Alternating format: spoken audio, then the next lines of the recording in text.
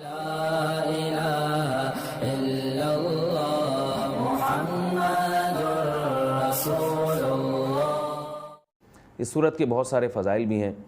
رسول اللہ صلی اللہ علیہ وسلم نے ارشاد فرمایا کہ قل هو اللہ احد ثلث القرآن۔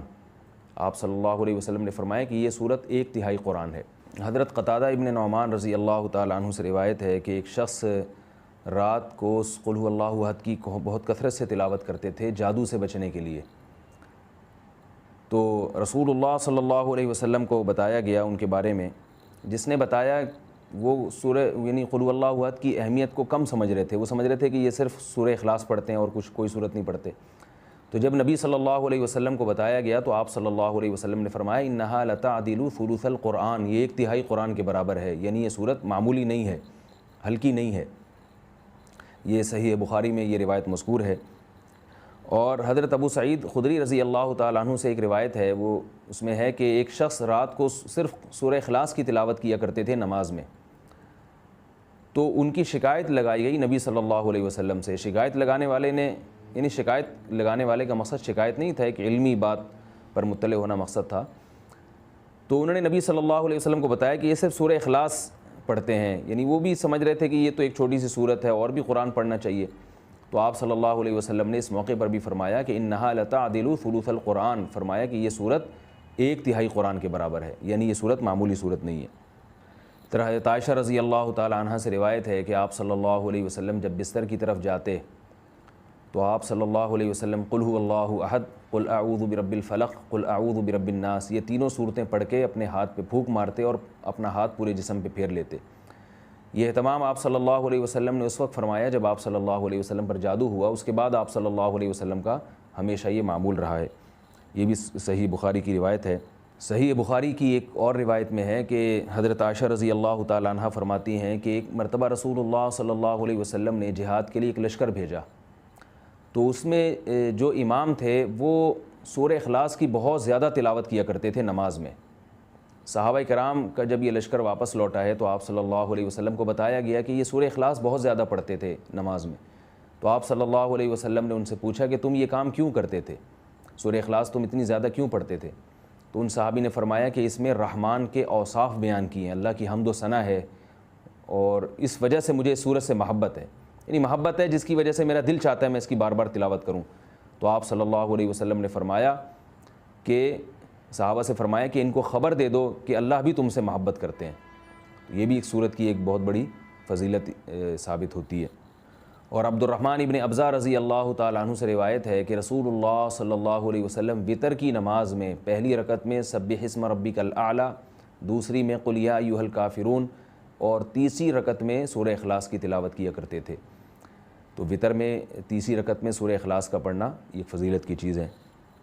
حضرت عقبہ ابن عامر رضی اللہ تعالیٰ عنہ سے روایت ہے کہ میں ایک مرتبہ رسول اللہ صلی اللہ علیہ وسلم سے ملا تو آپ صلی اللہ علیہ وسلم نے فرمایا کہ کیا میں تمہیں ایسی صورت کی خبر نہ دوں کہ نہ وہ صورت اللہ نے تورات میں نازل کی، نہ ایسی صورت اللہ نے انجیل میں، اور نہ ہی ایسی صورت اللہ نے کسی اور مقام پہ قرآن مجید میں نازل کی؟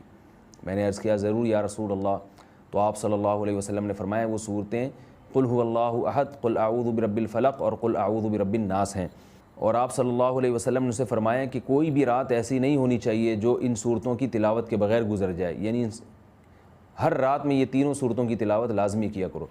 تو عقبہ ابن عامر رضی اللہ تعالیٰ عنہ فرماتے ہیں پھر پوری زندگی مجھ سے کبھی بھی ان تینوں صورتوں کی تلاوت رات میں نہیں چھوٹی اور کبھی بھی ناغن نہیں ہوا۔ اور حضرت ابو ہریرہ رضی اللہ تعالیٰ عنہ سے ایک اور روایت ہے کہ رسول اللہ صلی اللہ علیہ وسلم نے کسی شخص کو قل هو اللہ احد کی تلاوت کرتے ہوئے دیکھا تو آپ صلی اللہ علیہ وسلم نے فرمایا کہ واجب ہو گئی۔ صحابہ نے پوچھا یا رسول اللہ کیا چیز واجب ہو گئی؟ آپ نے فرمایا کہ اس کی تلاوت کرنے والے کے لیے جنت واجب ہو گئی۔ یہ تو اس صورت کے کچھ فضائل تھے جو میں نے آپ کے سامنے بیان کیے۔ اس صورت میں ہمیں اسباق کیا ملتے ہیں؟ پہلی تو سبق ہمیں توحید کا ملتا ہے کہ اسلام توحید کے بغیر کامل نہیں ہے، بلکہ اسلام مقبول ہی نہیں ہے۔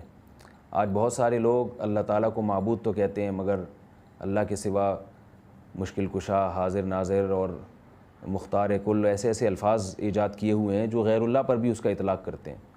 بعض لوگ قبر پرستی کا شکار ہیں، بعض لوگ رسول اللہ صلی اللہ علیہ وسلم کو عالم الغیب کہتے ہیں، حاضر ناظر کہتے ہیں، جبکہ ہمیں اس صورت میں کیا سبق مل رہا ہے کہ اللہ یکتا ہے، اس جیسا کوئی بھی نہیں ہے. تو اللہ اگر مشکل کشا ہے, حاجت روا ہے, تو پھر اگر ہم مخلوق کو بھی مشکل کشا اور حاجت روا کہہ دیں تو اس کا مطلب یہ ہوا کہ مخلوق بھی اللہ جیسی ہے. اس لیے کہ جو معبود ہے اس کی دو بنیادی صفات ہیں, علم اور قدرت. معبود میں دو چیزوں کا ہونا ضروری ہے, یعنی آپ جس کی عبادت کرتے ہیں اس میں دو صفات کا علی وجہ الکمال ہونا ضروری ہے. ایک یہ کہ اس کی قدرت کامل ہو, وہ جو چاہے کر سکتا ہو, اور اس کا علم کامل ہو. جیسے کہ قرآن مجید میں آتے ہیں اللہ الذی خلق سبع سماوات ومن الارض مثلہن یتنزل الامر بینہن لتعلموا ان اللہ علی کل شیء قدیر وان اللہ قد احاط بکل شیء علما. یعنی اس آیت کا حاصل کیا ہے کہ اللہ نے اس پوری کائنات کو اس لیے بنایا تاکہ اللہ کے بارے میں دو چیزوں کا لوگوں کو یقین آ جائے. ایک یہ کہ لتعلموا ان اللہ علی کل شیء قدیر, کہ اللہ ہر چیز پر قادر ہے, وان اللہ قد احاط بکل شیء علما, اور اللہ کے علم سے کوئی بھی چیز خارج نہیں ہے. یعنی مختار کل بھی اللہ ہے اور عالم الغیب بھی اللہ ہے. تو اگر آپ اللہ کے علاوہ کسی اور کو بھی ان صفات میں اللہ کے ساتھ شریک کر دیں, چاہے وہ ذاتی کہہ کے کریں یا عطائی کہہ کے کریں, کسی بھی طرح سے کر دیں. یعنی بعض لوگ یہ کہتے ہیں کہ اللہ مشکل کشا ہے, لیکن اللہ نے اپنی مخلوق میں سے بعض پیغمبروں کو مشکل کشا بنا دیا ہے, اور اللہ عالم الغیب ہے لیکن اللہ نے اپنی مخلوق میں سے بعض پیغمبروں کو عالم الغیب بنا دیا ہے. تو یہ غلط ہے. اسی کی قرآن جگہ جگہ نفی کر رہا ہے کہ علم غیب میں اور قدرت میں اللہ جیسا کوئی بھی نہیں ہے. اس لیے اس صورت سے ہمیں یہ سبق ملتا ہے. دوسرا ہمیں سبق ملتا ہے کہ لم یلد ولم یولد, کہ اللہ کے بارے میں یہ عقیدہ رکھنا کہ اس نے جنا ہے, جیسے کہ عیسائی کہتے ہیں حضرت عیسیٰ علیہ السلام اللہ کے معاذ اللہ بیٹے ہیں.